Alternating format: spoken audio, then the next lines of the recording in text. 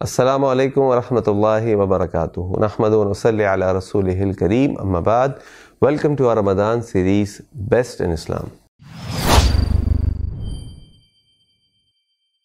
اگر میں آپ سے سوال کروں کہ آپ میں سے کون یہ چاہتا ہے کہ اللہ کے نبی صلی اللہ علیہ وسلم اس سے محبت کرنے لگے، تو آپ سب کا جواب یقیناً ہاں میں ہوگا۔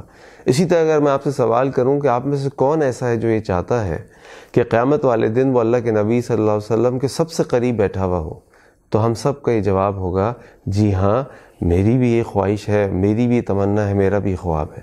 تو میں آپ کو یہ خوشخبری دوں کہ روزانہ میرے اور آپ کے پاس یہ اپرچونٹی موجود ہوتی ہے کہ ہم اللہ کے نبی صلی اللہ علیہ وسلم کے محبوب بن جائیں اور ہم قیامت والے دن اللہ کے نبی صلی اللہ علیہ وسلم کے سب سے قریب بیٹھنے والے بن جائیں۔ اور اس کے لیے میں آپ کو ایک حدیث بتاتا ہوں۔ حضرت عبداللہ ابن عمر رضی اللہ عنہ فرماتے ہیں کہ ایک دفعہ ہم اللہ کے نبی صلی اللہ علیہ وسلم کے ساتھ بیٹھے تھے اور اللہ کے نبی صلی اللہ علیہ وسلم کے پاس ایک انصاری آیا اور آگے اس نے اللہ کے نبی صلی اللہ علیہ وسلم سے سوال کیا، یا رسول اللہ صلی اللہ علیہ وسلم ای المؤمنین افضل، اللہ کے نبی مومنین میں سے سب سے افضل کون ہے؟ اور آپ نے جواب دیا احسنہم خلقا، سب سے افضل مومنین میں سے وہ شخص ہے جس کے اخلاق اچھے ہوں۔ اللہ کے نبی صلی اللہ علیہ وسلم کی حدیث آپ نے فرمایا قیامت والے دن سب سے قریب جو شخص میرے بیٹھا ہوگا وہ اچھے اخلاق والا ہوگا، میں سب سے زیادہ جس سے محبت کرتا ہوں گا وہ اچھے اخلاق والا ہوگا۔ اور یہ اچھے اخلاق کی اتنی اہمیت ہے کہ اگر ہم اللہ کے نبی صلی اللہ علیہ وسلم کی احادیث مبارکہ کو دیکھیں اور اللہ تعالیٰ کے قرآن کی آیات کو دیکھیں تو ہمیں پتہ چلتا ہے کہ یہ اتنا اہم عمل ہے کہ جس کی مثال نہیں ملتی۔ اللہ کے نبی نے فرمایا صلی اللہ علیہ وسلم کہ قیامت والے دن اللہ تعالیٰ جب میزان قائم کریں گے اس میں سب سے زیادہ وزنی اگر کوئی عمل ہوگا تو وہ اچھے اخلاق ہوں گے۔ اللہ کے نبی صلی اللہ علیہ وسلم نے حدیث مبارکہ میں فرمایا اللہ تعالیٰ کو اپنے بندوں میں سے جس بندے سب سے زیادہ محبت ہے وہ بندہ ہوگا جس کے اخلاق اچھے ہوں گے۔ تو مجھے بتائیے اخلاق اچھے ہونے کی اپرچونٹی ہمیں دن میں کتنی دفعہ ملتی ہے؟ جب ہم صبح اٹھتے ہیں اور گھر سے نکلتے ہیں یا گھر والوں کے ساتھ بھی ہوتے ہیں، کتنی دفعہ ہمیں اپنے غصے پہ ضبط کرنا ہوتا ہے، کتنی دفعہ ہمیں اپنی زبان کو لوگوں کی غیبت سے بچانا ہوتا ہے، کتنی دفعہ ہمیں اپنی زبان کو لوگوں کو برا بھلا کہنے سے بچانا ہوتا ہے، کتنی دفعہ ہمیں لوگوں کے ساتھ عفو و درگزر سے کام کرنا ہوتا ہے، کتنی دفعہ ہمیں لوگوں کے ساتھ نرمی سے پیش آنا ہوتا ہے۔ یہ سب چیزیں اچھے اخلاق کے اندر آتی ہیں۔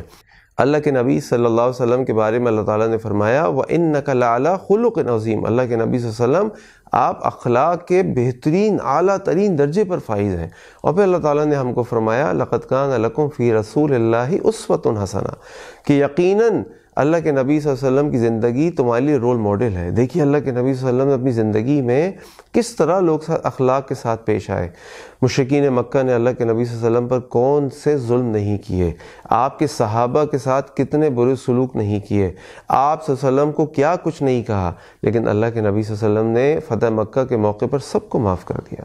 اللہ کے نبی صلی اللہ علیہ وسلم کا ایک واقعہ میں آپ کے سامنے رکھتا ہوں۔ اللہ کے نبی صلی اللہ علیہ وسلم اپنے گھر میں موجود ہیں اور کچھ یہودی آتے ہیں اور آ کے کہتے ہیں السلام علیکم۔ اللہ کے نبی صلی اللہ علیہ وسلم معاذ اللہ آپ پر موت ہو۔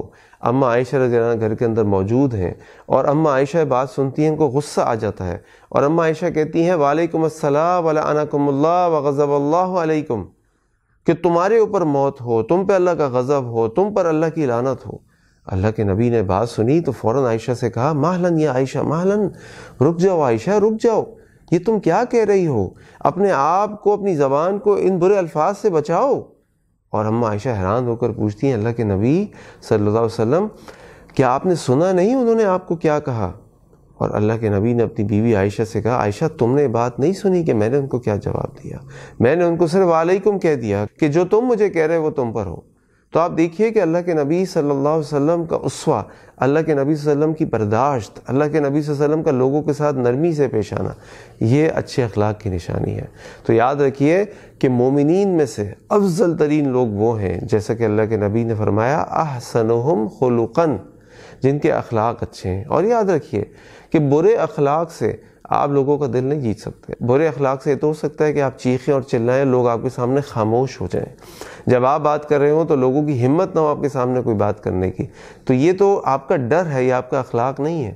اخلاق تو یہ ہے کہ آپ لوگوں کی برائی کا جواب اچھائی سے دیں، اور اس بات کو اللہ تعالیٰ نے قرآن کریم میں انتہائی خوبصورت انداز فرمایا۔ اللہ تعالیٰ فرماتے ہیں ادفع باللتی ہی احسن، برائی کو اچھے طریقے سے دور کرو، فَإِذَا الَّذِي بَيْنَكَ وَبَيْنَهُ عَدَاوَةٌ كَأَنَّهُ وَلِيٌّ حَمِيمٌ، تو وہ شخص جو تمہارا دشمن ہے وہ تمہارا گہرا دوست بن جائے گا۔ کس وجہ سے؟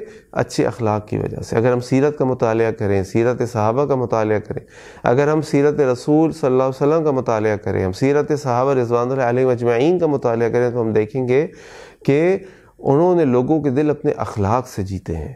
تو اپنے اخلاق کو اچھا کیجئے، لوگوں سے محبت کیجئے، لوگوں کے سے عفو درگزر سے کام لیجئے، لوگوں سے نرمی سے کام لیجئے۔ رمضان کا مہینہ ہے اور یہ رمضان کا مہینہ ٹریننگ کا مہینہ ہے۔ اس روزے میں صرف ہمیں بھوک اور پیاس سے نہیں بچنا، بلکہ اس روزے میں ہمیں اپنے اخلاق کو بھی بہتر بنانا ہے۔ اللہ تعالیٰ سے دعا ہے کہ اللہ تعالیٰ ہمیں افضل ترین مومنین میں سے بنا دے اور اللہ تعالیٰ ہمارے اخلاق کو خوبصورت بنا دے۔ السلام علیکم ورحمۃ اللہ وبرکاتہ۔